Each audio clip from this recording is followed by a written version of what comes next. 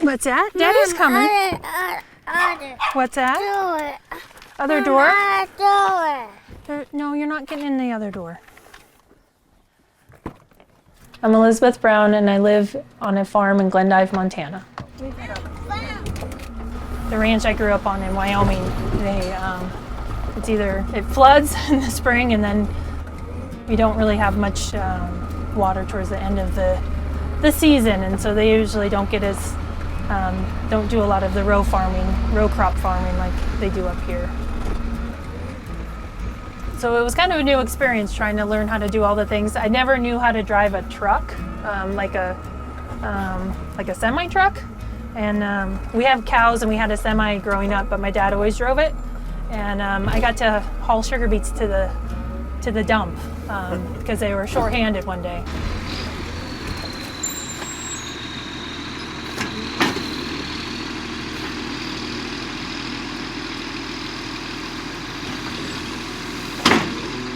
This is just our little hobby farm, and we've got some pets. We have donkeys and miniature donkeys, and we have a few cows, but it's mainly as a hobby, other than the farm. Out there we make hay, and it's a legitimate farm. I farm 650 acres, so not huge, but I'm a one-man show. Mostly alfalfa. We have beans. We've raised wheat, but typically we raise stuff to make hay out of. Liz is a down-to-earth person. I mean, she comes in here, we work cows, whatever. I mean, this is kind of what we do, is just, we're ag producers. We think it's important to teach the kids responsibility. Oh, you got your boot. I mean, normally with this big of an animal and horns, you probably couldn't get this close to her.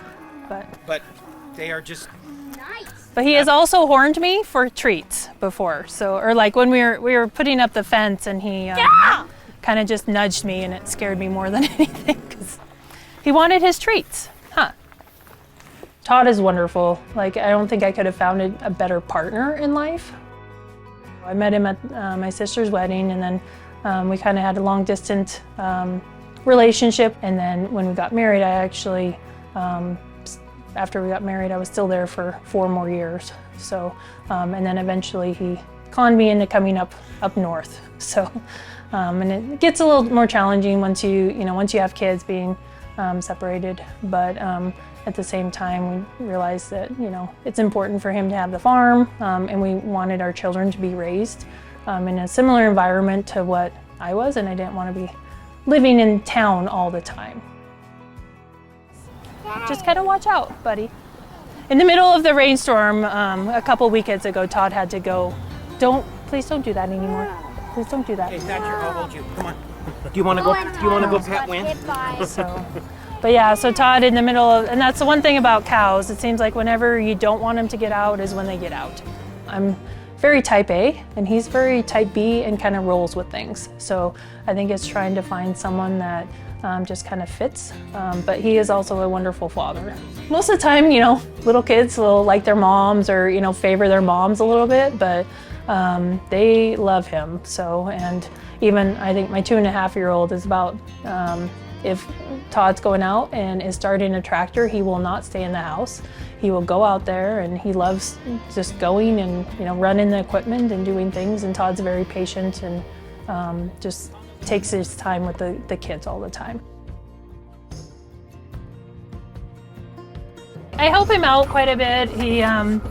It's just him and I. He likes to do a lot of the own farming himself, and he trusts me with a few tasks, and one of these is picking up the hay bales and moving them off the field, and I really enjoy it, actually. So when I decided what I wanted in life, I always wanted to have at least a few animals. So I still have not got my horse, but that will come.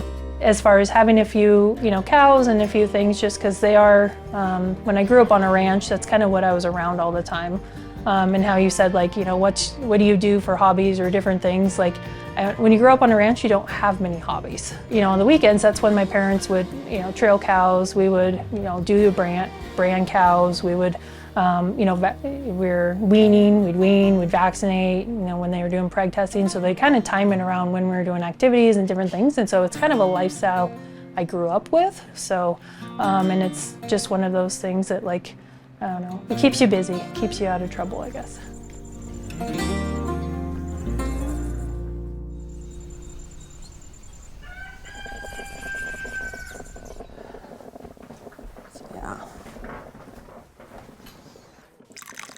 gonna try to mow the whole damn field. I don't know if that's a mistake or not.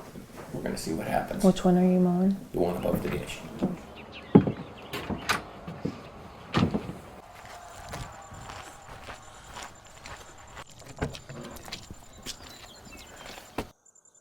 Love you, Todd. So usually I leave around 5:30, sometimes 6. It depends on what time I need to be there. I think it's about 92 miles, but with the interstate, we're able to usually get there about hour 20 to hour 30 minutes, depending on what the construction is.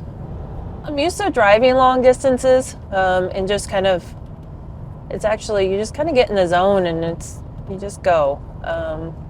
But I think growing up in like Wyoming, I would have a 15-20 minute drive to school most of the time. At night, our bus ride, we were one of the last kids to get picked up on the bus. But at night they did the reverse route, and so we were one of the last people to get dropped off. So we would have usually like about a 45-50 minute bus ride after school, depending on how many times they had to stop. So you just kind of get used to, I don't know, being in little vehicles and traveling, and it's not too bad. It's always rough going back after a longer vacation. You think like, oh, I got all this drive to do, but I don't know, the way I was raised is just, this is my job, this is what we need to do, and I don't know, it's just easier to kind of pull off that Band-Aid and just get to it and get driving. And then usually once I'm driving it, I don't know, it's just really relaxing. I don't mind the commute at all. Like, it's as wide open, you can kind of just enjoy the scenery, enjoy the wildlife. Also, it kind of helps me review usually all the things that I forget to tell Todd. And so like usually I'll start thinking in between here and Webo, there's not much cell service. And so if I think of anything that needs to be done or needs to be, that I forgot to mention to him, or kind of forgot, like if the kids have some activity or something that just wanted to remind him, then once I get into cell service, usually I give him a call, and that way kind of gives them a wake-up call, as well as lets me make sure I remember those things.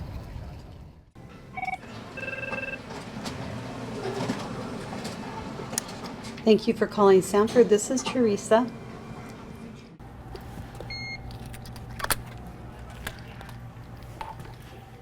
I'm Dr. Elizabeth Brown, and I'm a OB-GYN at Sanford Health in Dickinson.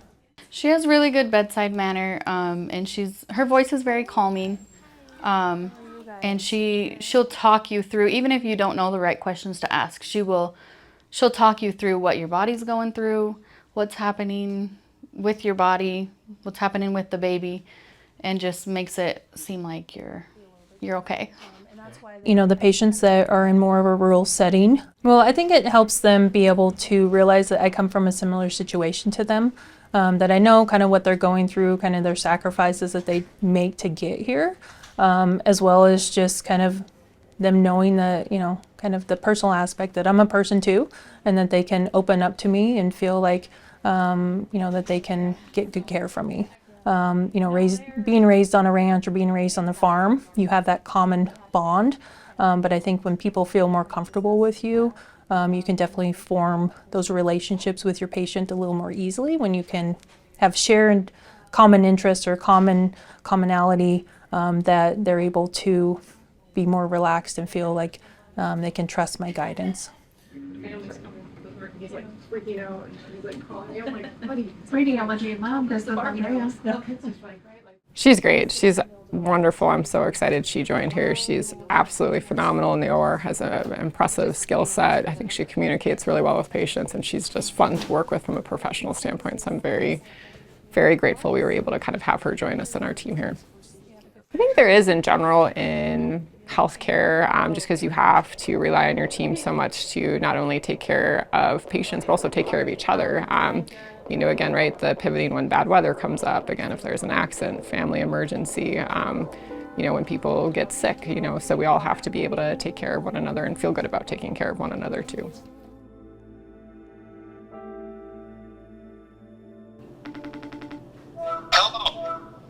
Hello.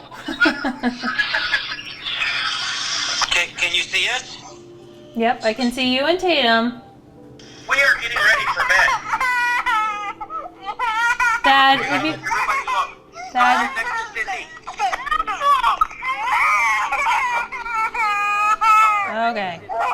I will hold This is a typical night. you. Okay, Right here. Mommy, Here, okay, Mommy's gonna be done. No? okay. Okay, you're taking, Oh, I just want the damn thing to work. Are you there? I have a 2-bedroom apartment so that there's a room for the kids when they come, as well as one for me. And I keep this apartment for like when weather's bad, as well as I'm on call. So I think, you know, as far as family-wise, you know, I think the one thing is that they know I'm going to be safe, you know, have a place to go when the weather is bad, so I'm not making poor decisions on like having to get driving back. But I think it's definitely hard when you come home to an empty house. I do have, like my apartment does have a lot of toys still, and a lot of reminders. You know, the kids have their stuff, some stuffed animals and some toys that are just kind of around. So it does make me, I don't know, make me sad sometimes when they're not here. And that's usually when I will give them a call or FaceTime them or do something to kind of let me, you know, feel closer to them again.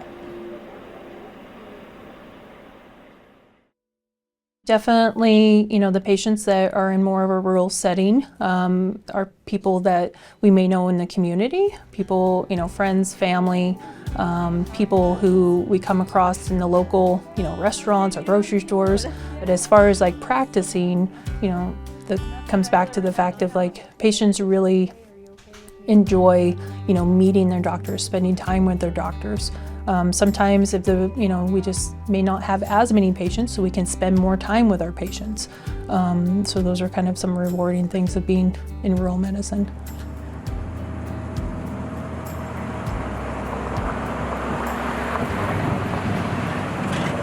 There's definitely that excitement that I'm fine, you know, I'm home, I'm able to, you know, see them, especially when it's been a long, you know, week or so without being able to see them if I'm on call, like a long weekend.